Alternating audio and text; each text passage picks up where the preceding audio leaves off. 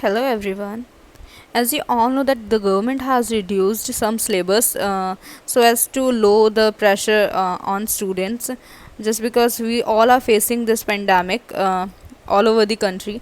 So the government has reduced the syllabus, and some topics had been reduced from the syllabus, or you can say 30% of our syllabus has been reduced by CBSE. So let's have a look on the topics. Basically I am talking about chemistry, so let's have a look on the topics that has been reduced in chemistry. And it's only for 12th class. So let's see.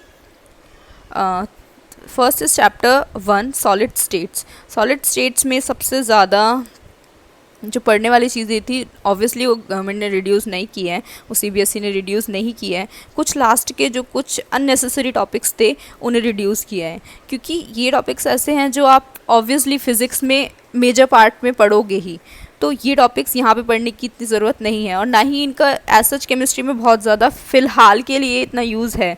तो ये topics कुछ electrical properties, magnetic properties, band theory of metal. Band theory में आपका वही conduction band, ये सब पढ़ना होता है. Conductors, semiconductors, insulators, N type, P type semiconductors. क्योंकि ये टॉपिक्स की यहाँ पे इतनी ज़्यादा ज़रूरत नहीं है, ये फिज़िक्स के टॉपिक्स ही हैं मेनली, तो यहाँ से इनको यहाँ से एलिमिनेट कर दिया गया है. वही चैप्टर 2 सॉल्यूशंस में लास्ट का सिर्फ एक ही टॉपिक रिड्यूस हुआ है.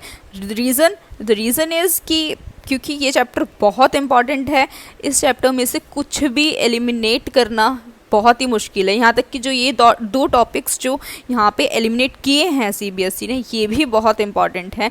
बट क्योंकि अब उन्होंने एलिमिनेट किए हैं तो आपके लिए अच्छी बात है, आपको पढ़ना नहीं पड़ेगा. और ये one of the difficult topics में से एक है सोल्यूशन का. तो ये अच्छा फैक्टर है कि ये दो टॉपिक्स रिड्यूस हो गए हैं. तो ये सिर्फ उन्हीं के लिए हैं जिन्हें पढ़ना है, और जिन्हें रिड्यूस सिलेबस पढ़ना है तो वो इसे छोड़ सकते हैं, उनके लिए बहुत आसान हो गया है. थर्ड चैप्टर इलेक्ट्रोकेमिस्ट्री में से भी लगभग एप्लीकेशन पार्ट ही सीबीएसई ने रिड्यूस किया है, जैसे lead accumulators, fuel cells, corrosion, law of electrolysis. यानी कि लॉ ऑफ इलेक्ट्रोलिसिस में आपको सिर्फ एलिमेंट्री आइडिया ही पढ़ना है. एलिमेंट्री आइडिया के अलावा आपको आई गेस कुछ नहीं पढ़ना, यानी कि जो डिफ़िकल्ट पोर्शन है वो रिड्यूस कर दिया गवर्नमेंट ने. Dry cell, electrolytic cell, galvanic cell. अब यहाँ पे कोई भी क्लैरिफिकेशन नहीं किया है कि कितना पोर्शन रिड्यूस है, बिकॉज पूरा chapter galvanic cell, electrochemical cell पर है, इलेक्ट्रोलिटिक सेल पर है. तो यहाँ पे कुछ भी क्लैरिफिकेशन नहीं है अभी तक कि कितना पोर्शन रिड्यूस है. वो आपके रेस्पेक्टिव टीचर्स स्कूल में ही बताएंगे. चैप्टर 4 केमिकल काइनेटिक्स में भी सेम ही है. कोलिजन थ्योरी पूरी रिड्यूस कर दी गई है, बस आपको हल्का फुल्का शायद एलिमेंट्री आइडिया पढ़ना है. कोई मैथमेटिकल फार्मूला नहीं पढ़ना है, कोई मैथमेटिकल ट्रीटमेंट नहीं पढ़ना है.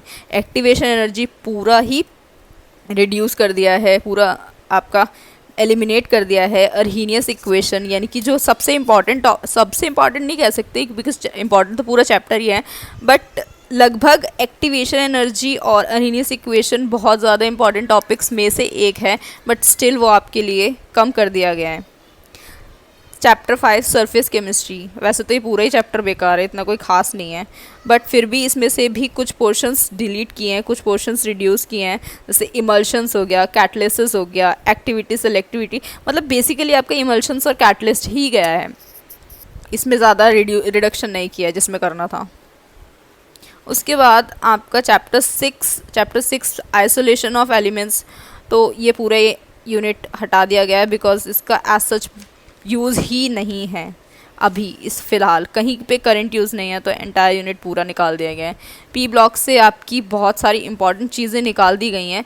तो ये सबसे ज़्यादा अच्छी बात है इसकी, मतलब सिलेबस की सबसे अच्छी बात, क्योंकि P block, D block, F block ये पढ़ने में बहुत मुश्किल हो जाते हैं बिकॉज बहुत ज़्यादा लर्निंग वर्क हो जाता है और सारी रिएक्शंस बिल्कुल अलग अलग होती हैं, सब कुछ बहुत डिफ़िकल्ट हो जाता है. तो यहाँ से काफ़ी सारा डिफ़िकल्ट पोर्शन हटा दिया है, तो ये सबसे अच्छी बात है इसकी. तो आपके फॉस्फीन्स हो गए, सल्फ्यूरिक एसिड्स का इंडस्ट्रियल प्रोसेस, मैन्युफैक्चरिंग. ऑक्साइड्स में आपको आई गेस सिर्फ स्ट्रक्चर्स हटाए हैं, और एलोट्रॉपिक फॉर्म्स ऑफ फॉस्फोरस हटा दिया है. प्रिपरेशन और प्रॉपर्टीज़ ऑफ हेलाइट्स पूरा हटा दिया है, जो कि कहीं ना कहीं बहुत इम्पॉर्टेंट टॉपिक है. और ऑक्सो एसिड्स में आपको सिर्फ एलिमेंट्री आइडिया पढ़ना है, तो ऑक्सो एसिड्स का भी कोई डिटेल आपको नहीं पढ़ना है, सिर्फ थोड़ा सा ऑक्सो एसिड्स के बारे में आई गेस स्ट्रक्चर वगैरह ही थोड़ा बहुत पढ़ना होगा, दैट्स इट।